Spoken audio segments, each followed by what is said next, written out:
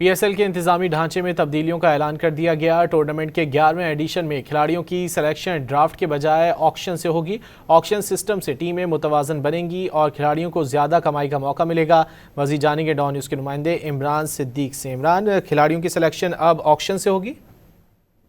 हाँ जी बिल्कुल। अब आखिरकार पाकिस्तान क्रिकेट बोर्ड ने ड्राफ्ट को खत्म करके 10 साल बाद ऑप्शन का ऐलान किया है और अब तमाम तर जो खिलाड़ी हैं वो ऑप्शन के जरिए ही सिलेक्ट होंगे पाकिस्तान सुपर लीग 11 में। और काफी कवानीन भी जो है वो इसमें खत्म कर दिए गए हैं, जिसमें एक राइट टू मैच का कानून था, जिसमें अगर प्लेयर टीम छोड़ के जाना भी चाहे तो फ्रेंचाइज जो है वो उसको अपनी टीम में इस कानून के तहत रख लिया करती थी। अच्छा, जो ऑप्शन की जो टोटल पर्स रखी गई यानी टोटल बजट रखा गया है वो तकरीबन 45 करोड़ रुपए पाकिस्तानी हुआ, यानी हर टीम 45 करोड़ रुपए ऑप्शन में खर्च करेगी। और दूसरी जानिब पाकिस्तान सुपर लीग की जो बाकायदा तारीख थी उसका भी ऐलान कर दिया गया है, 26 मार्च से शुरू होगी। और जी। इसी के साथ साथ एक डायरेक्ट साइनिंग का भी ऐलान किया गया है, यानी पाकिस्तान सुपर लीग की हर फ्रेंचाइज एक इंटरनेशनल प्लेयर्स को डायरेक्ट राब्ता करके साइन कर सकती है, लेकिन उसके लिए शर्त यह है कि वो प्रीवियस एडिशन यानी पाकिस्तान सुपर लीग 10 का हिस्सा ना हो।